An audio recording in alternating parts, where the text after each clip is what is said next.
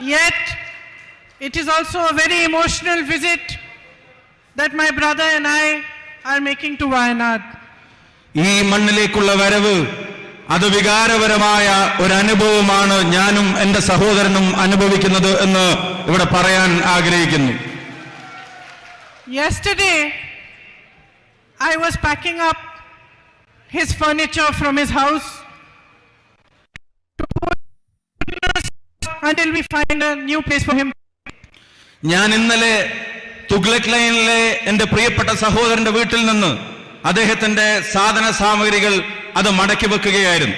അതൊരു പുതിയ സ്ഥലത്തേക്ക് മാറ്റേണ്ടതുണ്ട് എന്ന് ഞങ്ങൾക്കറിയാം. I was looking at the storeroom, putting all the cardboard boxes one on top of the other, and I was thinking to myself that a few years ago I also had to move my home. I had my children to help me, my husband helped me. I have a family of my own, and I was thinking my brother doesn't have his own children, his own wife and family to help him, even though he has the rest of us. ഏതാനും വർഷങ്ങൾക്ക് മുമ്പ് എനിക്കും ഇതുപോലൊരു അനുഭവം ഉണ്ടായിരുന്നു. ഞാൻ താമസിച്ച സ്ഥലത്ത് നിന്ന് ഞാൻ മാറി താമസിക്കേണ്ടി വന്നു. അന്ന് സാധന സാമഗ്രികൾ എടുത്തു വെക്കാൻ എനിക്ക് എൻ്റെ കുഞ്ഞുങ്ങളുടെ സഹായമുണ്ടായിരുന്നു. എൻ്റെ പ്രിയപ്പെട്ട ഭർത്താവ് എന്നോടൊപ്പം ഉണ്ടായിരുന്നു. രാഹുലിന്റെ വീട്ടിൽ ഞാൻ ഈ സാധന സാമഗ്രികൾ അടക്കി വെക്കുമ്പോൾ ചെറിയ കാർഡ്ബോർഡ് പെട്ടികളും ചെറിയ ബോക്സുകളും ഒക്കെ ഞാൻ എടുത്തു വെക്കുമ്പോൾ ഞാൻ ഓർക്കുകയായിരുന്നു, അദ്ദേഹത്തിന് പത്നിയില്ല, അദ്ദേഹത്തിന് സ്വന്തം കുഞ്ഞുങ്ങളില്ല, ഞങ്ങളൊക്കെ ഉണ്ടെങ്കിൽ പോലും സ്വന്തം ഭാര്യയും പത്നിയും ഈ സാധന സാമഗ്രികൾ അടക്കി വെക്കാൻ അദ്ദേഹത്തോടൊപ്പമില്ലല്ലോ എന്ന് സാന്ദർഭികമായി ഞാൻ ഓർക്കുകയുണ്ടായി. I went to his room, everything was packed, only the 2 sofas were left. He was sitting there alone. I said to him, tomorrow we are going to Wayanad. ഞാൻ അദ്ദേഹത്തിന്റെ റൂമിലേക്ക് കടന്നു ചെന്നു. അവിടുന്ന് സാധന സാമഗ്രികളെല്ലാം മാറ്റാൻ അവിടെ റെഡിയാക്കി വെച്ചിരിക്കുകയായിരുന്നു. 2 സോഫ ഒഴികെ മറ്റതെല്ലാം അടക്കി വെച്ചിരുന്നു. അദ്ദേഹം ഏകനായി ആ മുറിയിലിരിക്കുന്നത് ഞാൻ കണ്ടു. ഞാൻ അദ്ദേഹത്തോട് ചോദിച്ചു, നാളെ നിങ്ങൾ വയനാടിന്റെ മണ്ണിലേക്ക് പോവുകയല്ലേ എന്ന് അദ്ദേഹത്തോട് ഞാൻ ചോദിച്ചു. I said, I'm not very good at speaking in English, making speeches. So I looked at him. He answered me, don't worry. Speaking in Wayanad is the easiest. All you have to do is talk to them as if you are their family, because you are their family. വയനാട്ടിലേക്ക് കടന്നു വരുന്നതിനെ സംബന്ധിച്ച് ആലോചിച്ചപ്പോൾ എന്റെ ചെറിയൊരു ആശങ്ക ഞാൻ പങ്കുവച്ചു. ഇംഗ്ലീഷിൽ അത്ര ഫ്ലുവന്റ് ആയി അത്ര ഒഴുക്കോടുകൂടി സംസാരിക്കുന്ന കാര്യത്തിൽ എനിക്ക് ചില പരിമിതികളില്ലേ എന്ന് ചോദിച്ചപ്പോ അദ്ദേഹം എന്നോട് പറഞ്ഞ മറുപടി, ഒട്ടും ആശങ്കപ്പെടേണ്ടതില്ല, നിങ്ങൾക്ക് ഏറ്റവും ലളിതമായി സംസാരിക്കാൻ കഴിയാവുന്ന ജനത ആരോടെന്ന പോലെ എന്ന് വെച്ചാൽ നിങ്ങൾ നിങ്ങളുടെ കുടുംബത്തോട് സംസാരിക്കുന്നത് പോലെ വയനാടിനോട് സംസാരിക്കാമെന്ന് അദ്ദേഹം എന്നോട് മറുപടി പറയുകയുണ്ടായി. So here I am today talking to my family, my brothers and sisters, my brother's family. അതുകൊണ്ട് തന്നെ ഞാൻ ഇന്ന് വയനാടിന്റെ മണ്ണിലുണ്ട്. എന്റെ സഹോദരിമാരോട് സംസാരിക്കാൻ, എന്റെ സഹോദരന്മാരോട് സംസാരിക്കാൻ, എന്റെ സഹോദരന്റെ കുടുംബത്തോട് സംസാരിക്കാനാണ് ഞാൻ ഇന്ന് വയനാടിന്റെ മണ്ണിലേക്ക് കടന്നു വന്നിട്ടുള്ളത്. I don't know if you remember, but one of the first times I came here during the 2019 election, I gave a speech in which I told you a lot of things about my brother which I thought people did not know. നിങ്ങളുടെ ചിന്താശലകങ്ങളിലുണ്ടോ എന്ന് എനിക്ക് അറിഞ്ഞുകൂടാ. ഞാൻ ആദ്യമായി ഈ മണ്ണിലേക്ക് കടന്നു വന്നത് 2019 എന്റെ സഹോദരന്റെ തെരഞ്ഞെടുപ്പുമായി ബന്ധപ്പെട്ട് നിങ്ങളെ കാണാൻ വന്നപ്പോ നിങ്ങളോട് സംസാരിച്ച പല കാര്യങ്ങളും അത് നിങ്ങളുടെ ഓർമ്മയിലുണ്ടാകുമോ എന്ന് എനിക്ക് നിശ്ചയമില്ല. I wanted you to know him. I wanted you to know this man who was asking for your votes, who was asking you to allow him to serve you. നിങ്ങളുടെ വോട്ടുകൾ അഭ്യർത്ഥിച്ചു വരുന്ന ഈ മനുഷ്യനെ, എന്റെ സഹോദരനെ അകവും പുറവും നിങ്ങൾ അറിയണം എന്ന് ഞാൻ ആഗ്രഹിച്ചു. നിങ്ങളുടെ വോട്ടുകൾ തേടി വരുന്ന മനുഷ്യൻ, ആ മനുഷ്യന്റെ ഉള്ള് അതെന്താണെന്ന് നിങ്ങൾ തിരിച്ചറിയണമെന്ന് അന്ന് ഞങ്ങൾ ആഗ്രഹിച്ചിരുന്നു. But today, almost 4 years later, I know that you know Rahul. ഇന്ന് 4 വർഷത്തിനിപ്പുറം തിരിഞ്ഞു നോക്കുമ്പോ എനിക്ക് ബോധ്യമുണ്ട്, എനിക്ക് വിശ്വാസമുണ്ട്.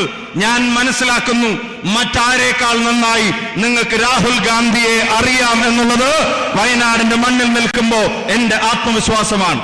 You know that he is an honest man, unafraid to speak the truth.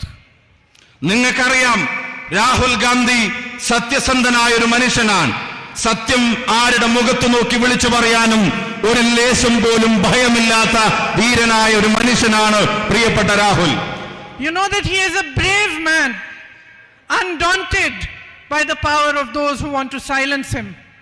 നിശബ്ദനാക്കാൻ ശ്രമിക്കുന്നവരുടെ ശക്തി ഏതാണെങ്കിലും, ഏത് ഭരണകൂടത്തിന്റെ ഏത് ശക്തിയുടെ മുമ്പിലും ധീരതയോടെ സത്യത്തിനു വേണ്ടി നിലകൊള്ളാൻ കഴിയുന്ന സ്ഥൈര്യമുള്ള മനുഷ്യനാണ് പ്രിയപ്പെട്ട രാഹുൽ എന്നുള്ളത് നിങ്ങൾക്ക് ബോധ്യപ്പെട്ട് കഴിഞ്ഞിരിക്കുന്നു. You know that he is a compassionate man, always ready to hear about your life, your struggles, and to lend you a helping hand. ജീവിതത്തിന്റെ രണ്ടറ്റം കൂട്ടിമുട്ടിക്കാൻ ശ്രമിക്കുന്ന ജനതയുടെ പരിവേദനങ്ങൾ, അവരുടെ സങ്കടങ്ങൾ, അവരുടെ വിഷമങ്ങൾ, അത് സഹാനുഭൂതിയോടെ കേൾക്കാൻ, നിങ്ങൾക്ക് ചെവി തരാൻ നിങ്ങൾ ഒരാളാവാൻ എപ്പോഴും മനസ്സുള്ളൊരു നേതാവാണ് പ്രിയങ്കരനായ Rahul Gandhi. You know that he has worked hard for you. He has raised your issues, tried to resolve your problems. He has stood by you through your difficult times, and you have stood by him through his. നിങ്ങളുടെ പ്രയാസങ്ങളിൽ അദ്ദേഹം താങ്ങായി നിങ്ങളോടൊപ്പം ഉണ്ടായിരുന്നു. നിങ്ങളുടെ കഷ്ടപ്പാടുകളിൽ അദ്ദേഹം തണലായി നിങ്ങളോടൊപ്പം ഉണ്ടായിരുന്നു. ഈ നാട് നൽകിയ വോട്ടിന്റെ പേരിൽ പ്രകൃതി ദുരന്തം ഉൾപ്പെടെ വന്നിറങ്ങിയപ്പോ അതിന് നിങ്ങളോടൊപ്പം ഒരു ജനതയോടൊപ്പം നിൽക്കാൻ ആർജവത്തോടെ നിന്നൊരു ജനപ്രതിനിധിയാണ് നിങ്ങളെന്ന് അദ്ദേഹമെന്ന് ഞങ്ങൾക്ക് നല്ല ബോധ്യമുണ്ട്. അതേസമയം തന്നെ അദ്ദേഹത്തിന്റെ മുമ്പിൽ പ്രതിസന്ധികൾ തീർക്കാൻ ഭരണകൂടം ശ്രമിക്കുമ്പോഴും നിങ്ങൾ അദ്ദേഹത്തോടൊപ്പം പാറ പോലെ ഉറച്ചു നിൽക്കുന്നു എന്നുള്ളതാണ് ഈ ജനതയുടെ പ്രത്യേകത എന്നും ഞങ്ങൾ തിരിച്ചറിയുന്നു. You elected him, and now a court in Gujarat has passed a judgment after which government from parliament as your MP. ഒരു കോടതി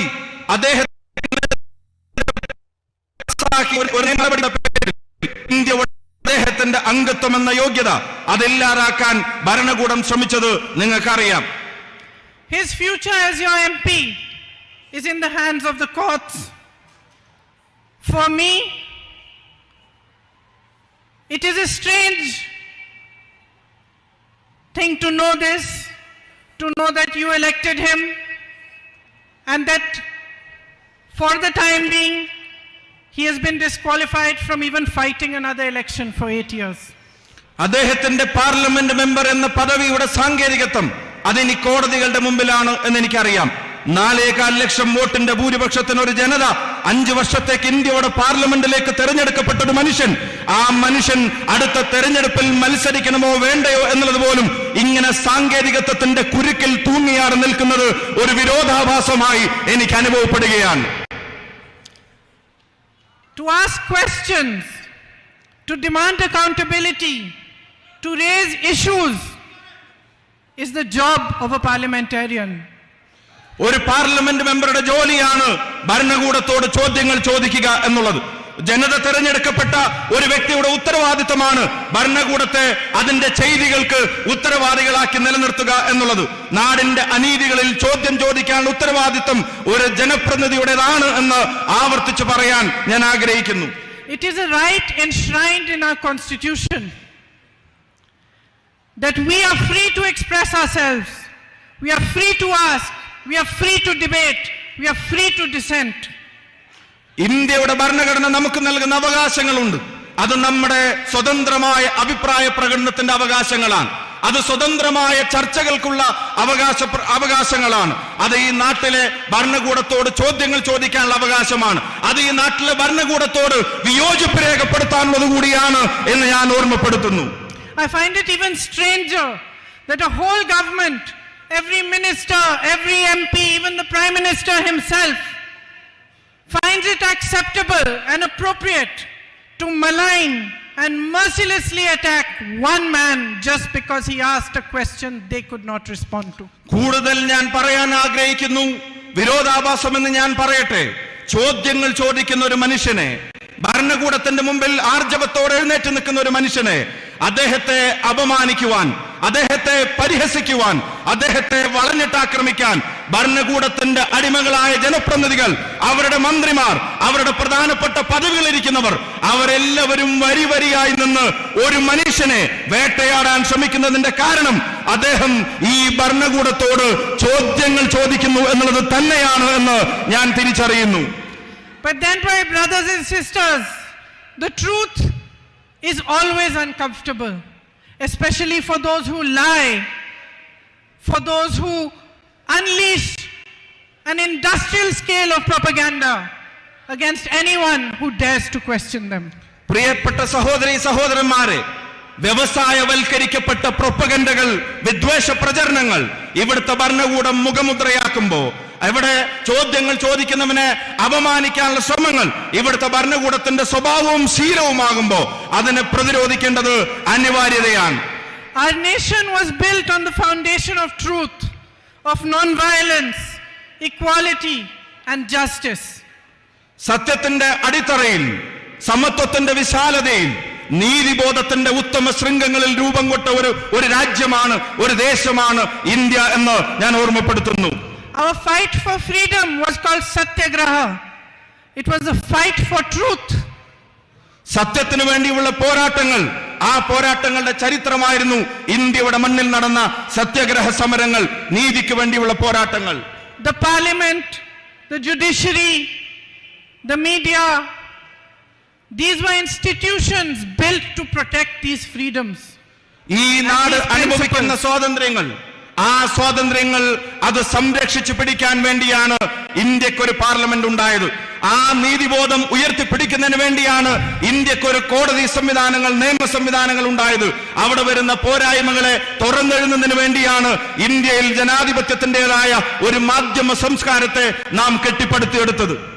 Yesterday, while watching television, I heard some ministers of the BJP saying that the Congress party has taken one man's issue and is making it out of to be an issue of democracy.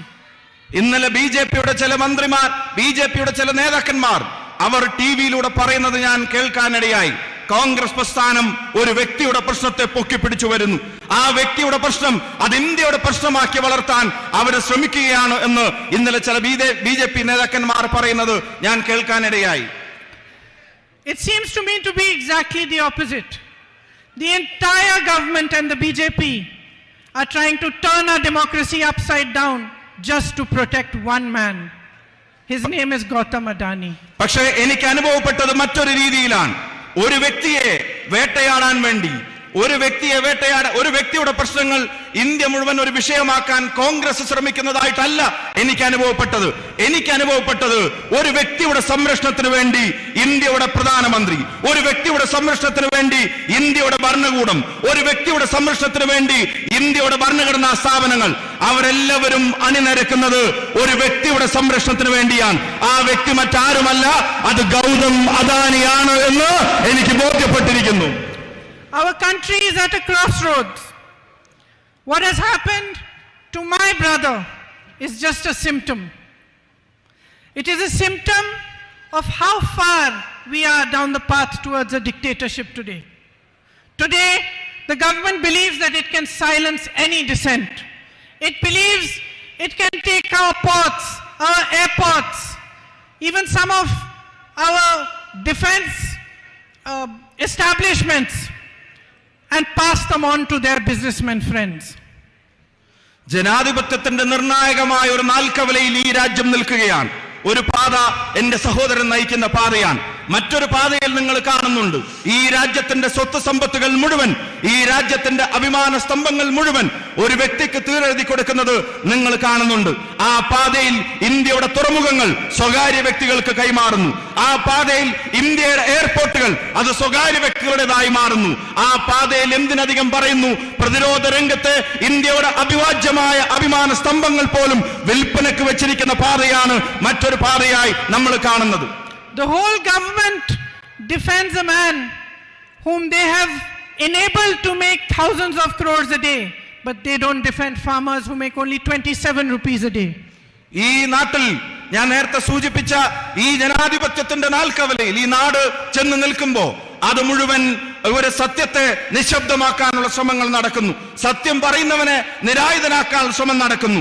എന്നിട്ടോ ഭരണകൂടം സംരക്ഷിക്കാൻ ശ്രമിക്കുന്നത് ആയിരക്കണക്കിന് കോടി രൂപയുടെ, ലക്ഷക്കണക്കിന് കോടി രൂപയുടെ ആസ്തിയുള്ളവന്റെ പുറകിൽ ഭരണകൂടം അവരോച്ചാനിച്ച് നിൽക്കുമ്പോ ഇന്നാട്ടിൽ ഒരു ദിവസം കേവലം 27 രൂപ മാത്രം വരുമാനം വെച്ച് ഒരു ദേശീയ ശരാശരിയിൽ ഒരു കർഷകൻ ജീവിക്കുമ്പോ ആ കർഷകന്റെ താല്പര്യത്തെ സംരക്ഷിക്കാൻ ഒരു ഭരണകൂടത്തെയും നമ്മൾ കാണുന്നില്ല എന്നുള്ളതാണ് ഏറ്റവും ഖേദകരമായ സാഹചര്യം. Our soldiers stand at the borders ready to sacrifice their lives while Mr. Adani subcontracts to Chinese businesses.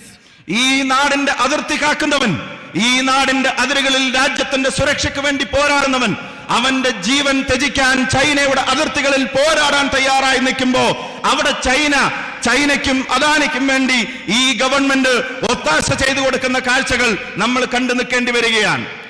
Our Prime Minister feels responsible to defend Mr. Adani, but he feels no responsibility towards the people of India.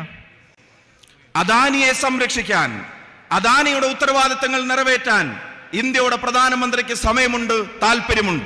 പക്ഷേ ഈ രാജ്യത്തെ ജനതയുടെയും അതിന്റെ കാവൽ ഭടന്മാരുടെയും രാജ്യത്തിന്റെ പട്ടാളക്കാരുടെയും ഉത്തരവാദിത്തങ്ങൾ നിറവേറ്റാൻ പ്രധാനമന്ത്രിക്ക് താല്പര്യവും സമയവുമില്ല.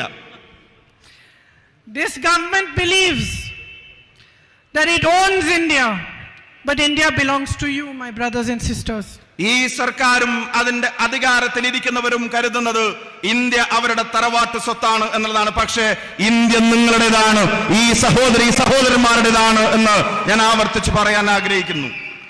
Standing here today, I ask you, each one of you and all those watching, put India first now.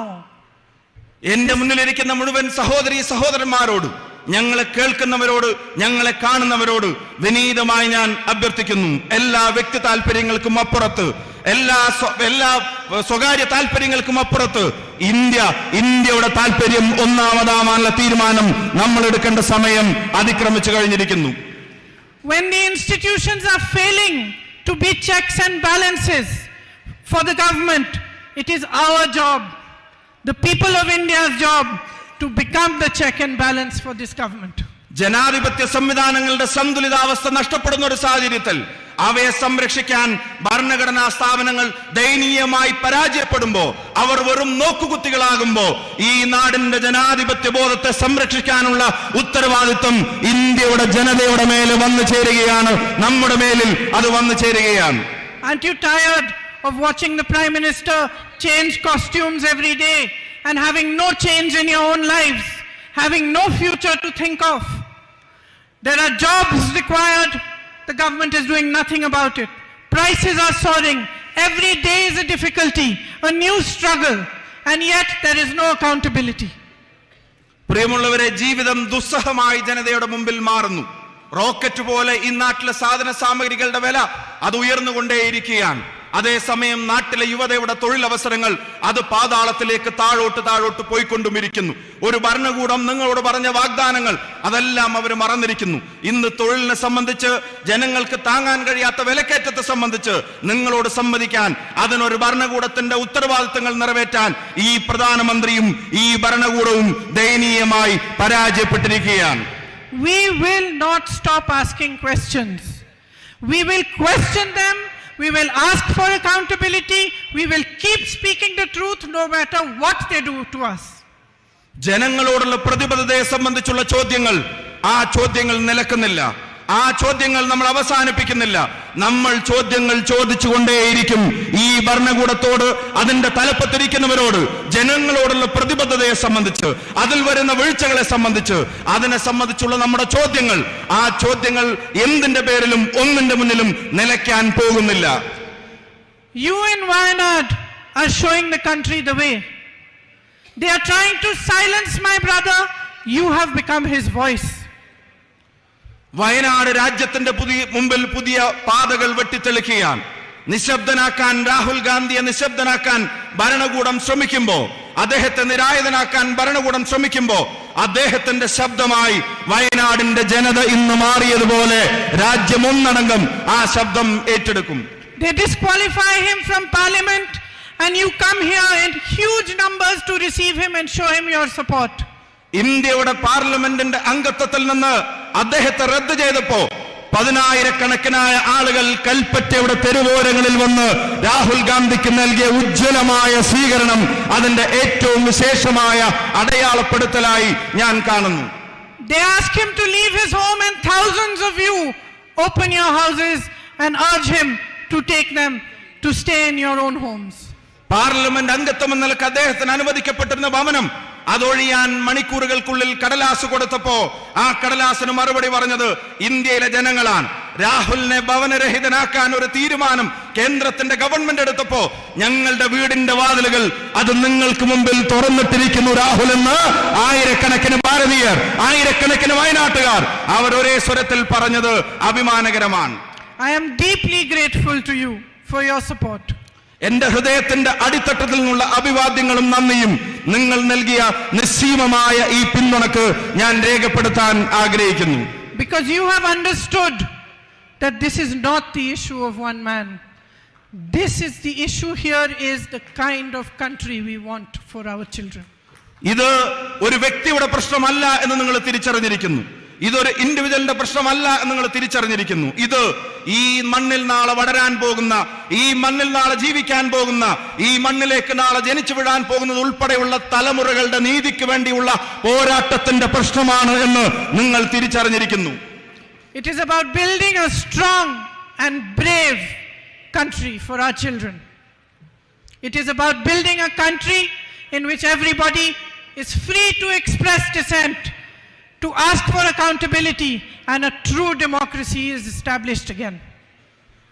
അതിശക്തമായി ചോദ്യങ്ങൾ ചോദിക്കാൻ, ഭരണകൂടങ്ങളുടെ ഉത്തരവാദിത്തങ്ങൾ അവരെ ഓർമ്മപ്പെടുത്താൻ, ജനാധിപത്യ ബോധത്തോട് സത്യസന്ധമായ നീതി പുലർത്താൻ ഒരു തലമുറ ആഗ്രഹിക്കുന്നുണ്ടെങ്കിൽ ആ തലമുറക്ക് വേണ്ടി കരുത്തുറ്റൊരു രാജ്യത്ത് അതിനെ സൃഷ്ടിക്കാനുള്ള ഒരു പോരാട്ടത്തിന്റെ ഭാഗമാണ് പ്രിയപ്പെട്ട രാഹുൽ ഗാന്ധി നടത്തിക്കൊണ്ടിരിക്കുന്നത്. Thank you for your patriotism. Thank you for your love. Thank you for being a family to my brother and to me. Jai Hind.